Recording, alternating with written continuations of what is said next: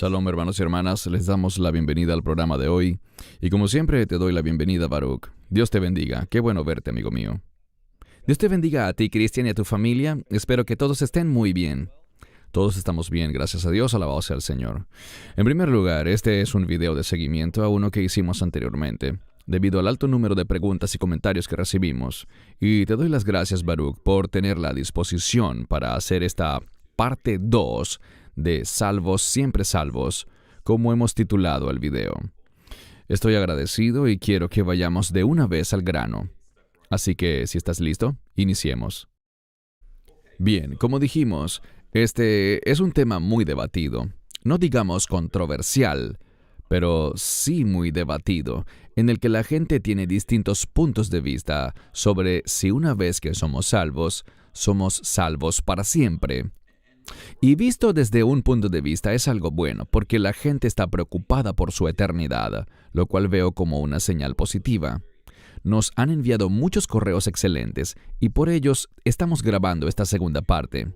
Y por supuesto, como de costumbre, han habido algunos pocos comentarios innecesariamente inapropiados y de mal gusto, para los cuales tenemos cero tolerancia y a esos sencillamente los bloqueamos de manera permanente. Siempre le damos la bienvenida a todos los puntos de vista y a todos los comentarios siempre que se hagan de la manera más respetuosa y cordial. A manera de advertencia, y quizás esto pueda impactar a algunas personas, pero quiero explicar mi punto de vista porque yo en lo particular creo que, de cierto modo, la gente pudiese perder su salvación. Sin embargo, antes de que algunos salten de sus asientos o se molesten, o se queden perplejos, quisiera explicar mi punto de vista antes de que Baruch empiece con sus comentarios iniciales.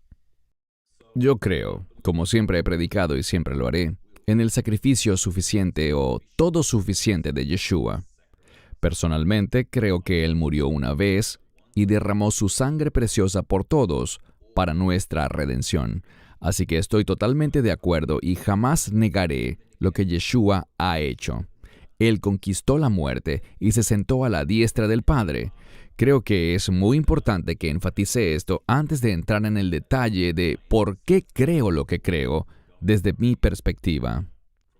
Pienso que es importante también resaltar que las Escrituras nos dicen muy claramente que a aquellos que caminan en la fe, siguiendo a Yeshua como Señor y Salvador, nadie los arrebatará de la mano del Padre, debido al sacrificio perfecto de Yeshua. Quiero ser muy enfático en esto. Sin embargo, y es un gran sin embargo, desde mi punto de vista personal, no el de Baruch. Yo creo que una persona que es salva, pero que por cualquier razón, voluntariamente y metódicamente, le da la espalda a Dios, rebelándose, blasfemando incluso su nombre, su precioso nombre, hasta caer incluso en el ocultismo, yo personalmente no creo que esa persona sea salva, porque se nos ha dado libre albedrío, y yo creo que necesitamos tener gran reverencia y respeto por el Señor y sus mandamientos, caminando en obediencia, por lo que si nosotros voluntariamente nos rebelamos, para mí es como escupirle el rostro al Señor. Creo que esto debe ser examinado y tratado con sumo cuidado, pues después de todo, las Escrituras, entre ellas las de los apóstoles, nos dan muchas advertencias sobre cómo debemos caminar como creyentes. Por supuesto, estoy consciente de que todos nosotros pecamos diariamente. Yo ciertamente peco. Y Dios es misericordioso para perdonarnos si de verdad nos arrepentimos, pero ese es un escenario diferente. Estoy hablando de personas que han conocido la verdad, pero que se rebelan y no se arrepienten. Y a veces incluso toman a otras personas y las engañan para arrastrarlas con ellos. Estoy totalmente consciente de que la salvación no es por obras. Lo que estoy diciendo es algo muy diferente, pues aunque sabemos que hay personas que van a la iglesia, pero que quizás nunca han sido salvos, y en eso estamos de acuerdo, Baruch, esto es diferente también, porque yo seré responsable delante del Señor si soy alguien que está compartiendo un mensaje sobre la eternidad que puede interpretarse como una falsa sensación de seguridad sobre la salvación de la gente. Así que quiero agradecerte, Baruch, por permitirme en este foro abrir con este comentario, porque creo que es muy importante que la gente no piense que yo no creo en el sacrificio todo suficiente de Yeshua, porque sí lo creo, o que la Escritura dice que nadie los podrá arrebatar de la mano de mi Padre, porque también lo creo. Pero una vez más, yo siento que la gente que voluntariamente, metódicamente, deliberadamente y a propósito se rebela contra Dios sin arrepentirse, yo cuestiono si esas personas entrarán por la puerta angosta de la que hablamos en otro video anterior. Gracias, Baruch, por permitirme compartir esto, pero como siempre, por supuesto, te doy la palabra para tus comentarios iniciales. Diré un par de cosas con respecto a mi creencia, arraigada a cómo entiendo yo las Escrituras. En primer lugar, iniciaré con un versículo. Primera de Juan, capítulo 5, verso 13. Dice allí que yo les he escrito a ustedes con el fin de que puedan creer en el nombre del Hijo de Dios. Así que Juan les está diciendo que les escribe para que puedan creer en el Hijo de Dios. Y luego dice, para que ustedes conozcan la vida eterna, para que sepan que tienen vida eterna. Yo pienso que un creyente puede saber que tiene vida eterna. Lo que diré es que ese término, saber, y hay un par de términos distintos que estaremos encontrando. Es interesante porque este término para saber es la palabra oida, que siempre debe estar en una construcción peculiar, en una construcción gramatical que implica que ese saber ocurrió en el pasado, fue cierto entonces, es cierto ahora y será cierto en el futuro. Yo creo que la Escritura dice, tanto en este pasaje como en otros, que una persona puede saber que ciertamente tiene vida eterna. Lo segundo que diré es esto. Cuando alguien es salvo, es nacido de nuevo. Yo no conozco de ningún verso que diga que ese nuevo nacimiento pueda deshacerse. Cuando alguien está en Cristo, se convierte en una nueva criatura, en un nuevo hombre. Ya no será más ese viejo hombre, aunque a veces pueda comportarse como ese viejo hombre, pero es un nuevo hombre, una nueva criatura, nacido de nuevo, y ese nuevo nacimiento tiene que ver con convertirse en un ciudadano del reino. Lo tercero que diré es que, para mí, según yo entiendo la salvación, no es como si a ti te diesen un boleto o una entrada. Aquí está mi boleto para el reino de los cielos. Lo tengo aquí mismo, pero si quiero puedo regresarlo o se me puede perder. No, nosotros nos convertimos en parte del reino desde el momento en el que creemos y yo no veo, sinceramente no encuentro que haya verso alguno que deshaga eso. Uno que quizás, y no creo que vayamos a verlo hoy, pero quiero utilizar este tiempo inicial para mencionarlo, está en Hebreos capítulo 6. Mi esposa vio algunos comentarios y ella me dijo que varias personas hicieron mención de este verso, y lo voy a leer rápidamente, porque es imposible, dice, que los que una vez fueron iluminados y gustaron del don celestial y fueron hechos partícipes del Espíritu Santo, y asimismo gustaron de la buena palabra de Dios y los poderes del siglo venidero, y cayeron. Ahora, él está dando, en mi opinión, y algunos podrán discutírmelo, y está bien, pero para mí, aquí dice que ellos cayeron. Si este es el caso, pregunto, ¿es este el caso? Si lo es, entonces dice, es imposible renovarlos de nuevo para arrepentimiento. ¿Por qué? Bien, ¿qué salva a una persona inicialmente? Lo que correctamente señalaste, Cristian, el Mesías en la cruz, su obra todo suficiente. Entonces, si ellos pueden perder su salvación, entonces ellos, basado en la Escritura, es imposible que ellos sean renovados para arrepentimiento. ¿Por qué? Porque ellos crucificaron de nuevo para sí mismos al Hijo de Dios, exponiéndolo a la vergüenza pública. Lo que el autor está diciendo es esto. Si alguien es salvo y luego pierde su salvación, entonces es imposible renovarlo, porque ¿qué lo salvó en primer lugar? Cristo en la cruz. Bueno, como eso no logró mantener salva a la persona, Cristo tendría que morir de nuevo. Eso es lo que significa la frase, exponiéndolo a la vergüenza pública. El mensaje aquí es que si Cristo lo salvó la primera vez, pero luego él se perdió, esa persona nunca más podrá ser salva. Y de nuevo, yo no conozco una escritura que diga algo como, bueno, si tú pierdes tu salvación, puedes ser salvo de nuevo. Aquí está diciendo que no lo podrás ser. Entonces, en cuanto al ejemplo que tú diste, y esto es en lo que realmente se resumen las diferencias entre nosotros, yo no pienso que alguien que sea un verdadero creyente termine haciendo esas cosas. Creo que el hecho de que Él haga esas cosas, como tú señalaste, y estoy de acuerdo, cosas que serían como escupirle el rostro a Dios, un verdadero creyente no haría eso jamás. Yo no creo que esa persona haya sido salva jamás. Esta es la base de las diferencias, no solo entre nosotros, sino con muchas personas que han escrito cosas parecidas o respaldando de cierto modo la idea de que uno pudiese perder su salvación.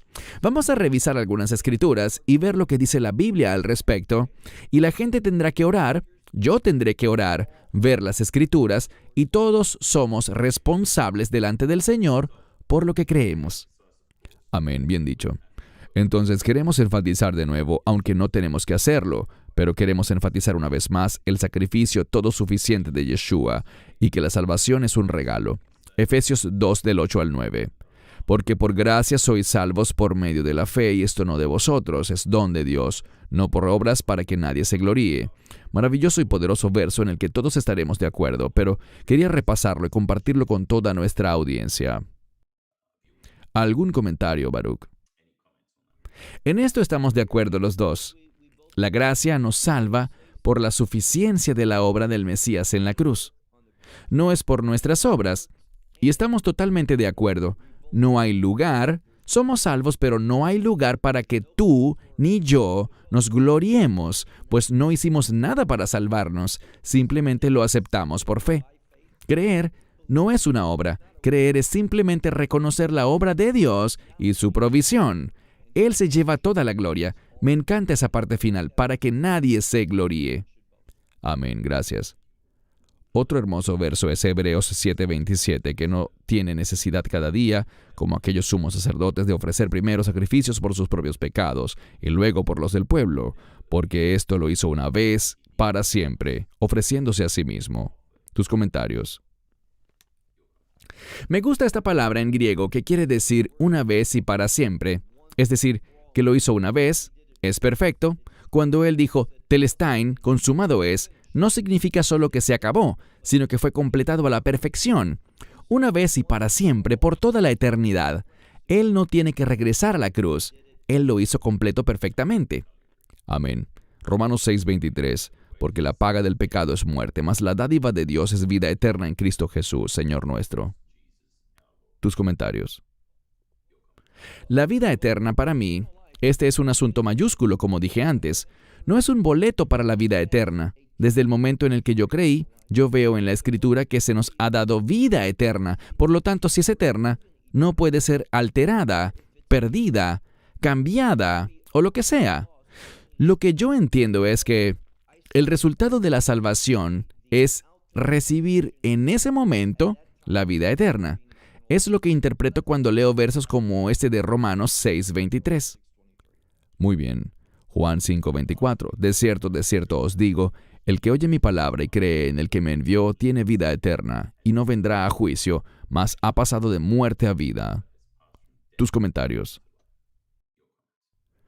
Esto se remonta a lo que decía antes, que la persona pasa de muerte a vida. Entonces, ahora tienen vida, y la palabra vida es una palabra de reino. Tienen vida de reino desde el momento en el que creyeron.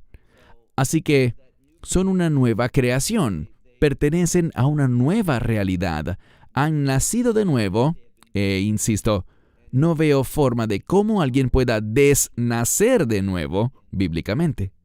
Muy bien. Juan 10:28 al 29, y yo les doy vida eterna y no perecerán jamás, nadie les arrebatará de mi mano. Mi Padre, que me las ha dado, es mayor que todos, y nadie las puede arrebatar de la mano de mi Padre. Tocaste sobre esto en tu introducción, pero ¿qué otra cosa puedes decir? Solo que es una maravillosa escritura, y lo que me encanta es esta idea de seguridad. Esto me hace pensar en 1 de Juan 5:13, para que puedan saber. Creo que la seguridad es algo muy importante, que no vivimos en miedo, no vivimos en duda. Otra escritura que viene a mi mente es Hebreos 4:1, que la mayoría de las Biblias no lo traducen literalmente y correctamente. Allí aparece la palabra mipote, que significa mi es una negación y pote es en cierto momento o siempre. Así que dice, no temamos, literalmente, nunca jamás. Esto es lo que dice, que alguien pueda caer de esta promesa de entrar al reino. No debemos tener miedo de que vamos a caer porque, de nuevo, todo se basa en lo que Él ya hizo. Muy bien. Ahora veamos algunas escrituras que requieren mayor discusión. Hebreos 10:26. Porque si pecaremos voluntariamente después de haber recibido el conocimiento de la verdad, ya no queda más sacrificio por los pecados. Hablaste de esto brevemente, pero si yo entiendo este verso y otros también de la manera correcta, pecar voluntariamente en este pasaje conlleva a la idea de desobedecer y rechazar consciente y deliberadamente a Cristo. ¿Qué puedes comentar? Bueno, yo veo algo semejante a esto, y lo que diré es lo siguiente. Mira la parte final. Ya no queda más sacrificio por los pecados. Creo que ambos estaremos de acuerdo que, como ya confesaste, en ocasiones tú pecas y en ocasiones yo peco. Eso le pasa a todo creyente. Jamás tendremos un estado de perfección en este cuerpo. En eso creo que no solo nosotros, sino todos los que nos escuchan entenderán esto. No estamos hablando de si yo peco voluntariamente, es decir, si yo cometo un pecado ahora, el Espíritu Santo es fiel para convencerme de mi pecado, incluso en ocasiones antes de cometerlo. De lo que esto nos está hablando es de algo muy diferente. Cuando aquí leemos esta palabra voluntariamente, es la palabra ekokosios, que lo que comunica realmente es una elección voluntaria de algo. No está hablando solamente de pecar voluntariamente, sino de que es una elección. Eliges el pecado o eliges al Mesías y al Evangelio, son dos opciones. Y lo que dice aquí es que si alguien voluntariamente, luego de haber entendido, pues dice, tras recibir el conocimiento de la verdad, de reconocer la verdad, entiende el Evangelio. Ahora, uno de los temas que hemos tratado con bastante frecuencia es sobre falsos maestros. Yo creo que los falsos maestros conocen el Evangelio. Ellos comparten el Evangelio, han testificado de haber creído en el Evangelio. Yo no creo que eso sea cierto. Creo que son personas que han venido mintiendo descaradamente cuando declaran ser creyentes, pero no lo son. Lo que este versículo, a mi parecer, está diciendo es que si alguien elige el pecado, ese estilo de vida pecaminoso, no solamente un pecado ocasional, eso está mal, es algo que no deberíamos hacer, pero algo diferente es elegir el pecado como la base de tu vida. Luego de conocer el Evangelio, es decir, de reconocer lo que es el Evangelio, si ellos dicen, bueno, la vida puede vivirse caminando en el pecado o caminando en el Evangelio. Yo rechazo el Evangelio y elijo el pecado, el verso dice que ya no quedan sacrificios por el pecado. No hay otro camino. Dios no diseñará otro plan de salvación. Solo existe el Evangelio. ¿Significa eso que alguien que dice, y he conocido gente todo el tiempo, yo he compartido el Evangelio con personas aquí en Israel que me dicen que no, y qué eligen en cambio? Continuar en pecado. Voluntariamente, ellos eligen el pecado. Ellos entendieron lo que les compartí sobre el Evangelio, pero aún así responden que no quieren. ¿Significa esto que no pueden ser salvos después? Yo creo que sí pueden serlo, pero no existe otro sacrificio fuera del Evangelio. Esto es lo que yo veo que este verso comunica. Entonces dices que este verso realmente aplica es para personas que no han sido salvas aún, personas que han conocido la verdad pero no la han aceptado, sino que la han rechazado. Eso es correcto. Ellos voluntariamente han elegido el pecado y rechazado, a pesar de que tienen conocimiento del Evangelio, y eso no significa que lo hayan aceptado, pero sí que han entendido el Evangelio. Aquí dice que no hay otro camino que les sea ofrecido a ellos. Muy bien, y creo que eso es muy importante, así que gracias por aclararlo. Segunda de Pedro 2, 20 al 22. Porque si habiendo escapado de las contaminaciones del mundo por el conocimiento del Señor y Salvador Jesucristo, son de nuevo enredados en ellas y vencidos, el postrer fin les es peor que el principio, porque mejor les hubiera sido no haber conocido el camino de la justicia, que habiéndolo conocido, volverse atrás del santo mandamiento que les fue dado. Pero les ha acontecido según el proverbio verdadero, el perro vuelve a su propio vómito, y la puerca lavada a revolcarse en el lodo. Esta es la razón por la que tenemos estas discusiones, porque muchos leen esto, Y dirán que esto claramente apunta a una persona que ha conocido la verdad de Jesucristo como Señor, pero que está ciertamente desviándose del santo mandamiento que se le entregó. Es como un apóstata. Y entonces, en este caso, basado en esta escritura, ¿cuál sería tu respuesta, Baruch? ¿Cuáles serían tus comentarios?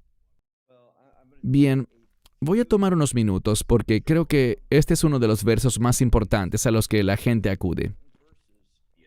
Debemos hacer un buen trabajo y yo debo hacer un buen trabajo para asegurar algunas cosas.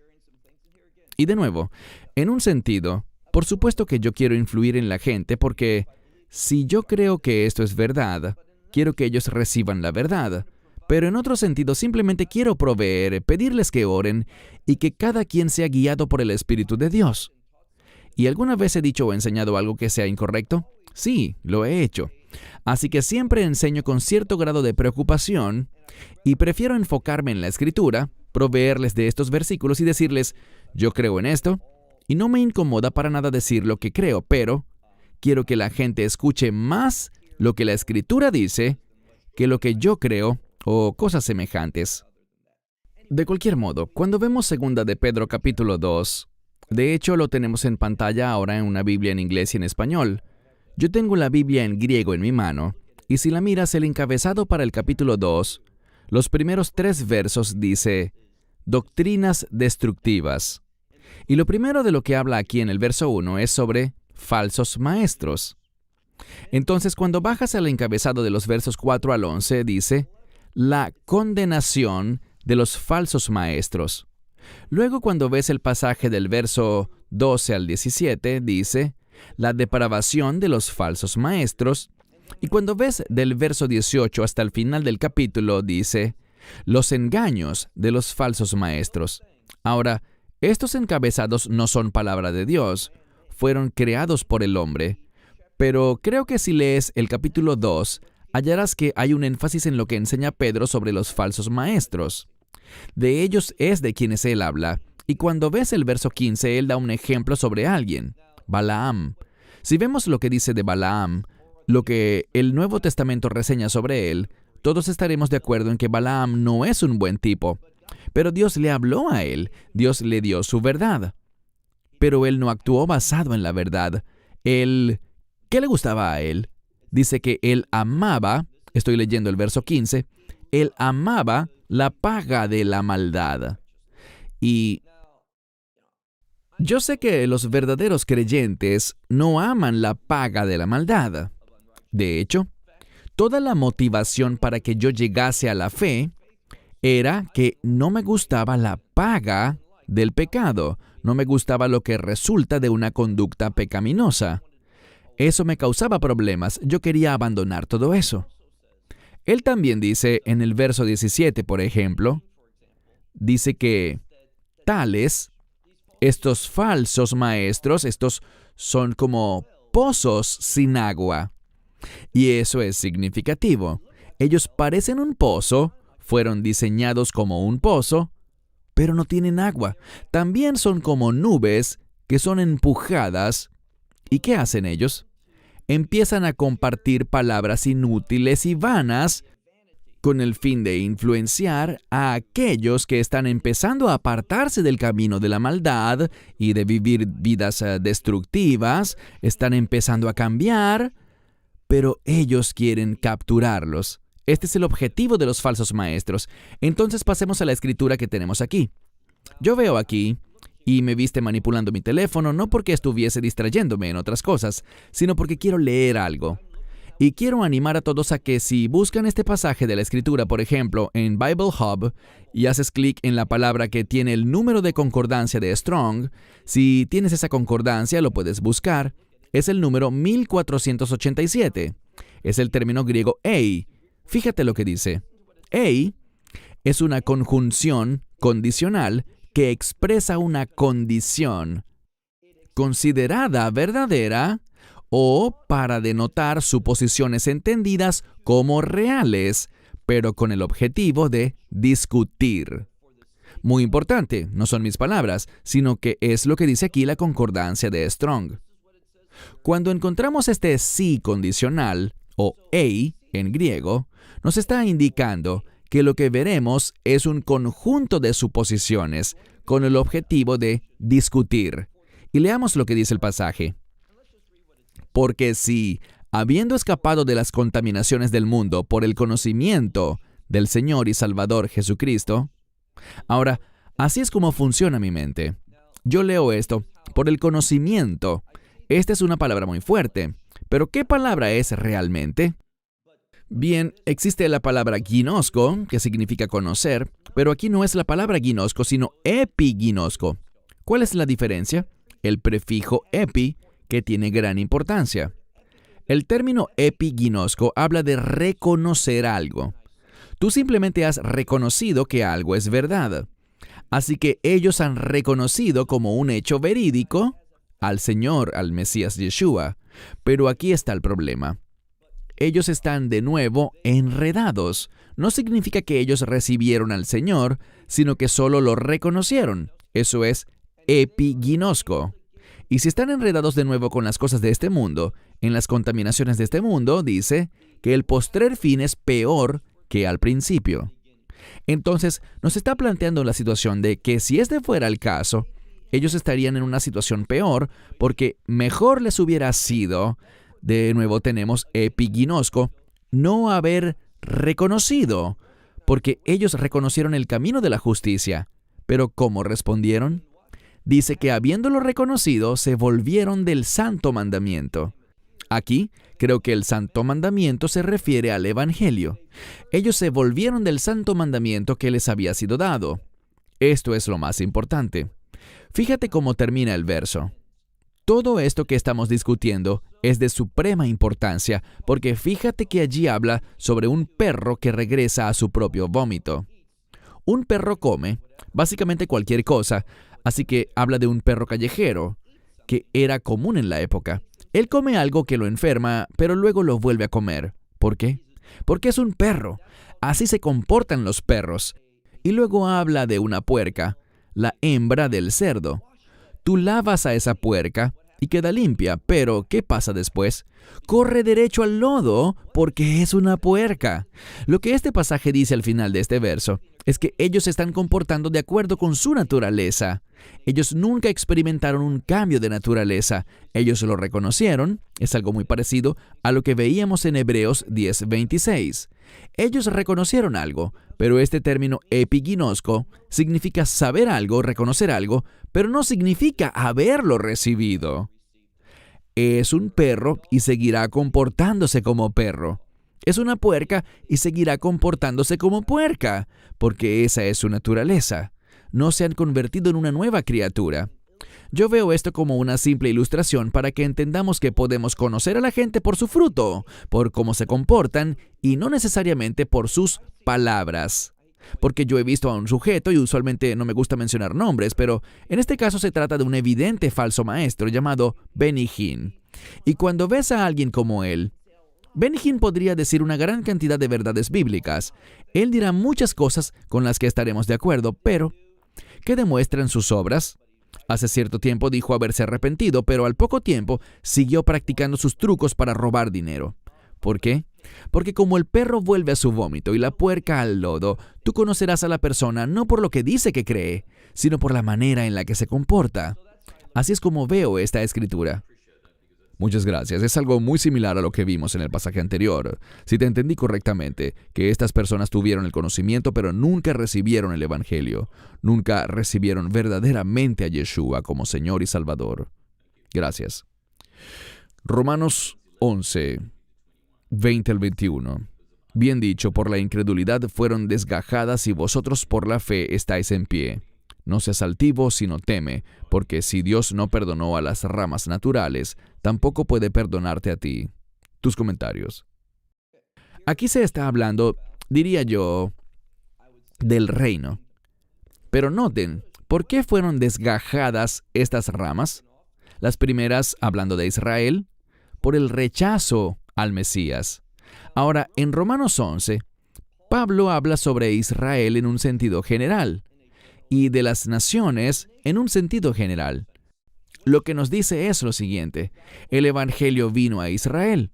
Israel en líneas generales, por supuesto que muchos creyeron, pero en líneas generales Israel lo rechazó. Ese rechazo produjo que fuesen desgajados. En cuanto a los gentiles, el Evangelio también llegó a ellos y muchos creyeron. Lo que nos está diciendo aquí es que a pesar de que el Evangelio ha llegado a impactar a muchos gentiles, si no se afirman en la fe, esos gentiles, en cuanto al Evangelio, si no actúan en fe, no tienen esperanza. En mi opinión, y no tengo problema si alguien no está de acuerdo conmigo, pero en mi opinión, esto está hablando de Israel en líneas generales y de las naciones en líneas generales. Y a pesar de que el Evangelio fue a las naciones, si ellas no se afirman en la fe, ese Evangelio no los salvará. Ellas no serán parte del reino. Lo que este pasaje nos dice es esto: existe una medida plena de las naciones, y cuando esa medida plena de las naciones sea completada, Dios volverá su atención a Israel. Y esto es algo que creo que sucederá muy pronto. No sé si dentro de 1 año, 5 años, 10 años, 20 años, los que sean. Creo que las cosas están cambiando, que este evangelio ha salido, pero llegará el tiempo en el que el evangelio cesará. Sabemos que en Mateo 24:14 dice que es necesario que este evangelio del reino sea predicado a todas las naciones como testimonio a ellas, y entonces vendrá el fin. Y sabemos que en Apocalipsis 14:6 dice que un ángel saldrá y proclamará el evangelio a todas las naciones, y poco después, el fin. Es decir, el fin de la era de la iglesia, la plenitud de los gentiles se alcanzará, y Dios volverá su atención a Israel. Este es el mensaje, es una advertencia a las naciones. Solo por el hecho de que el evangelio haya salido a las naciones, no piensen que eso será así por siempre. Bien, estoy de acuerdo con eso, 100%. Filipenses 2:12. Por tanto, amados míos, como siempre habéis obedecido, no como en mi presencia solamente, sino mucho más ahora en mi ausencia, ocupaos en vuestra salvación con temor y temblor. Esto es algo en lo que sé que muchas personas basan sus creencias, y puedo entender que piensen así, pues ellos tan solo lo leen de una manera superficial. Sabemos que no somos salvos por obras, pero cuando dice aquí, ocupaos en vuestra salvación con temor y temblor, es cuando llego a pensar que necesitamos manifestar reverencia, necesitamos caminar en obediencia, porque si no lo hacemos, ¿cuáles serán las circunstancias?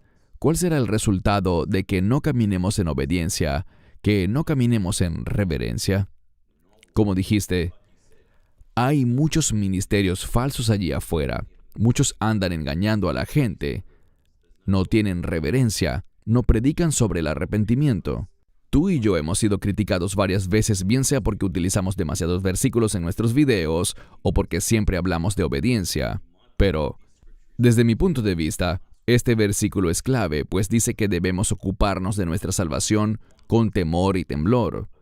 No quiero tomar el riesgo de no caminar en obediencia, de no agradar a Dios, y luego cuando el Señor me llame, cuando este corazón deje de latir, estaré de pie yo solo ante el Dios Todopoderoso, y será una decisión eterna, con consecuencias eternas basadas en nuestra conducta. Pero me desvié un poco. ¿Qué puedes decir al respecto? Bueno, estoy de acuerdo con lo que dices. Creo que estamos de acuerdo en muchísimas cosas, pero cuando veo este verso, veo a Pablo decir a los filipenses, cuando yo no esté aquí con ustedes, enseñándoles y quizás supervisándoles e influenciándoles, ocúpense en su salvación. Yo no veo que la palabra ocuparse implique trabajar para ganar la salvación. Yo entiendo la salvación en dos formas, y creo que la Escritura lo respalda. Está la obra de la salvación, el pago de la salvación por una parte, y el resultado de ese pago por otra. Lo que él dice aquí es, ocúpense en su salvación. Debe haber un resultado producto de su salvación, y esos resultados de haber sido salvos solo se producirán si viven con temor y temblor.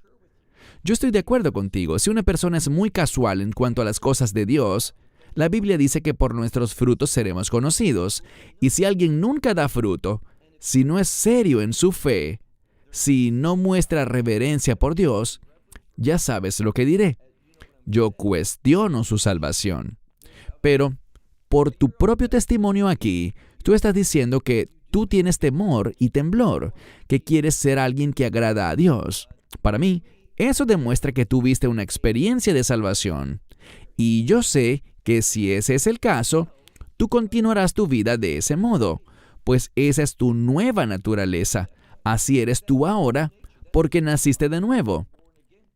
Pablo está exhortando a este pueblo a que entiendan que sí, efectivamente fueron salvos por la gracia, pero que habiendo sido salvos, su salvación debe producir un resultado, y eso requiere temor y temblor, darle a Dios todo respeto y toda prioridad sobre nuestra vida. Y concluiré mi respuesta con esto. Cuando veo a muchas iglesias y la manera como adoran hoy en día, no observo la reverencia de vida, no veo que al momento de la adoración le den prioridad a Dios. A lo que veo que le dan prioridad es al mundo y a hacer las cosas a la manera del mundo, buscando implementar todo eso en el escenario. Por esto es que no me siento optimista sobre el estado de la iglesia en cuanto a esa escritura que menciono con frecuencia, que dice que ellos salieron de nosotros porque no eran de nosotros. El hecho de que salieran de nosotros lo demuestra. Creo que ese número será sorpresivamente alto cuando las cosas empiecen a cambiar en este mundo. Y, de nuevo, vemos tantas personas que tienen enormes plataformas, pero que están comprometiendo la verdad, buscando una posición neutral. Congregaciones que actúan así, y no es necesario que nombre varias que conozco y que sé que están actuando así. Y temo que existen muchísimas más. Pero estas iglesias tenían declaraciones y mensajes que fueron pronunciados hace 7 o 10 años atrás en sus sitios web, en contra de temas como la homosexualidad. ¿Y qué pasó? Los han removido. Declaraciones, artículos han sido removidos. ¿Por qué? Porque no quieren ser etiquetados ahora por ser intolerantes contra la homosexualidad. O sea, no quieren fijar una posición de acuerdo con Dios. Esto se está volviendo tendencia y es muy peligroso. Para usar una frase coloquial, creo que estas acciones desenmascaran su verdadera condición espiritual. Los verdaderos creyentes se ocupan de su salvación con temor y temblor. Muy bien. Es la puerta estrecha de la que hablamos en uno de los videos que grabamos recientemente. Así es. Otra escritura que tenemos al respecto es 1 Corintios 6, del 8 al 10. Muchos conocen bien este pasaje que dice así: No, ustedes mismos hacen mal y engañan, y hacen estas cosas a sus hermanos. ¿No sabéis que los injustos no heredarán el reino de Dios? Que no te engañen, ni los fornicarios, ni los idólatras, ni los adúlteros, ni los homosexuales, ni los sodomitas, ni los ladrones, ni los avaros, ni los borrachos, ni los maldicientes heredarán el reino de Dios. Muchas personas ven este pasaje en el que entiendo que Pablo está hablándole a creyentes y les dice que, muy claramente, que esta lista, no la voy a repetir, pero estas personas no heredarán el reino de Dios.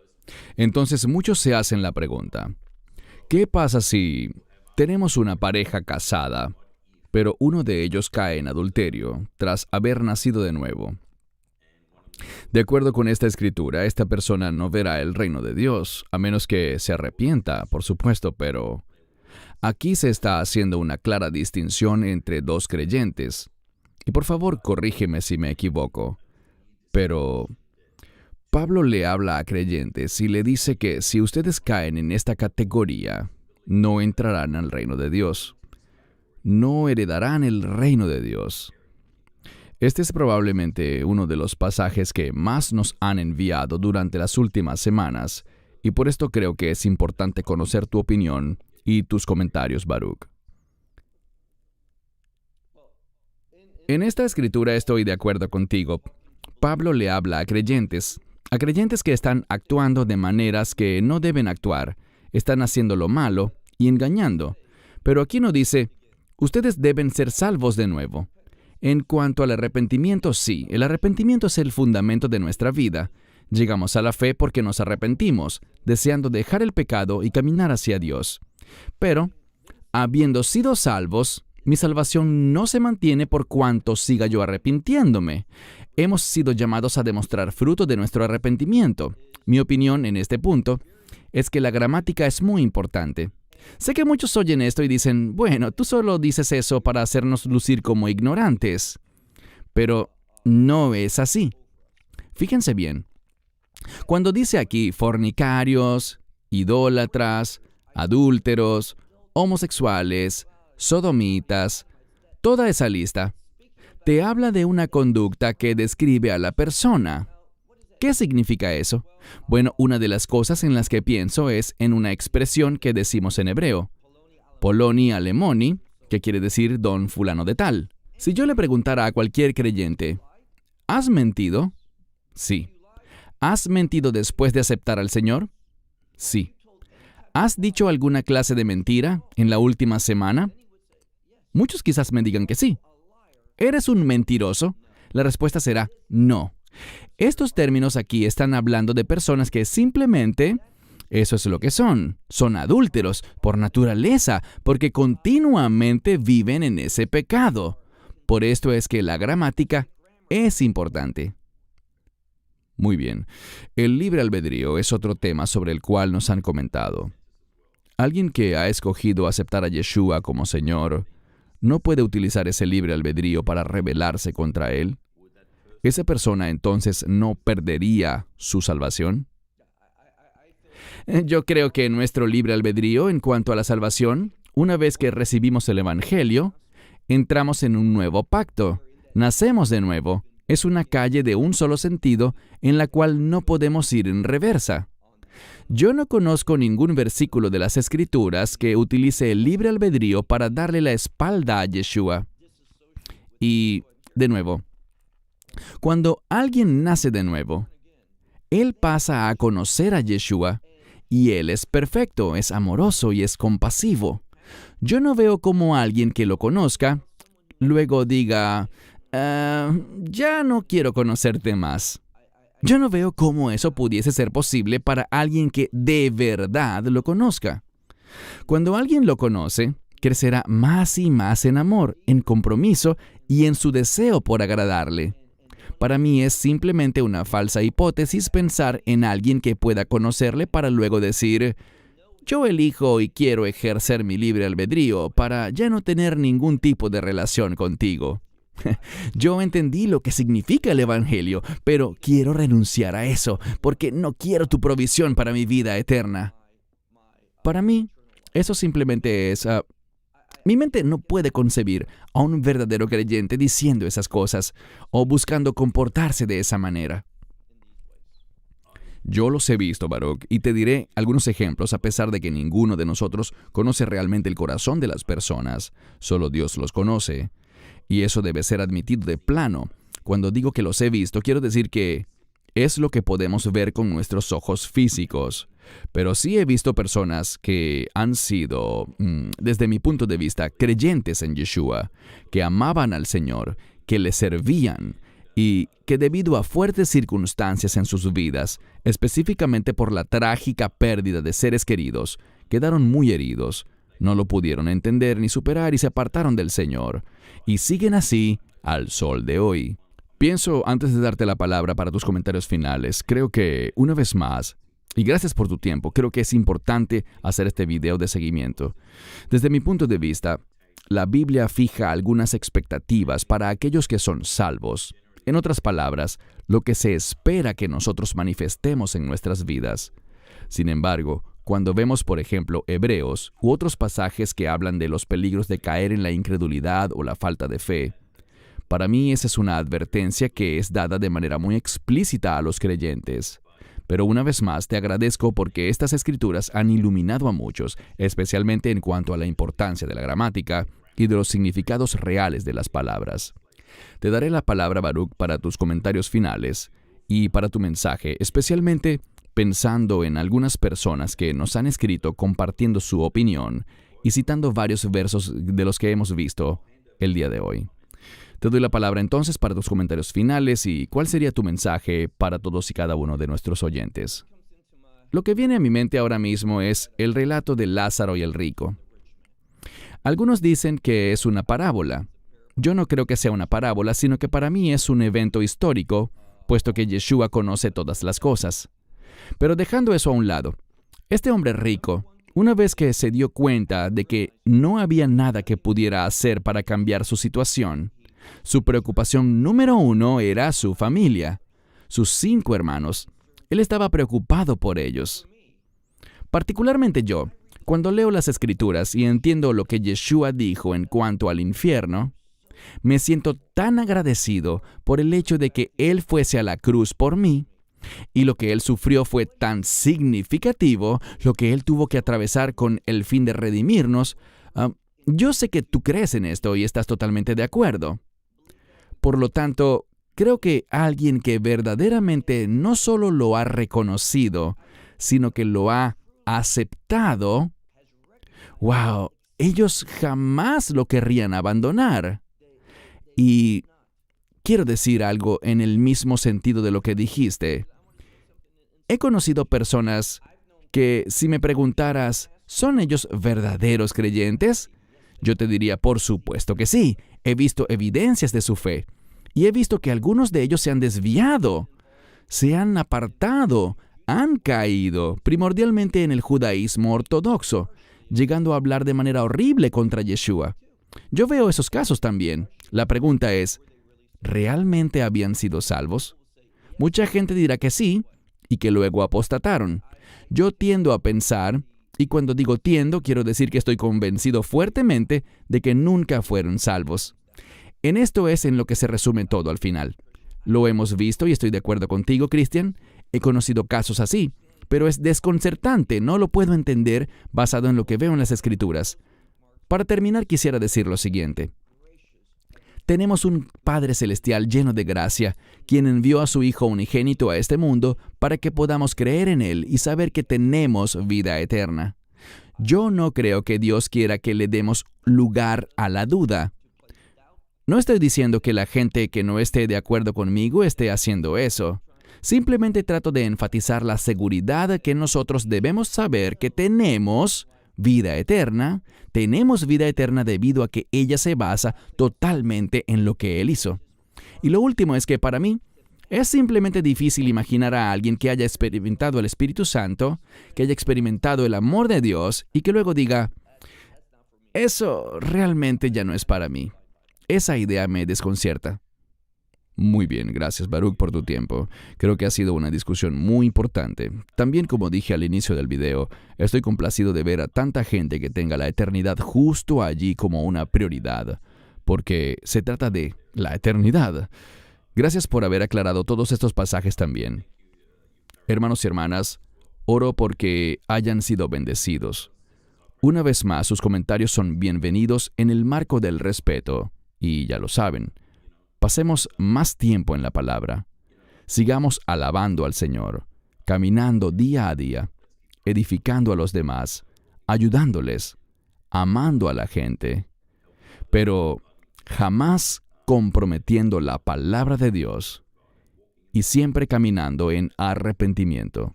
Eso es lo más importante, ¿de acuerdo, Baruch? Absolutamente. Hermanos y hermanas, gracias por su tiempo viendo este video. Oramos para que sean bendecidos. De parte de Baruch en Israel y de mi parte aquí en Sydney, Australia, les decimos Shalom y que Dios les bendiga. Esperamos que te hayas edificado con el mensaje de hoy y lo compartas con otros. Te invitamos a seguir nuestros estudios cada semana por este canal y por el portal de YouTube de Amarás a Israel. También puedes descargar nuestra aplicación móvil gratuita, Mi Estudio Bíblico.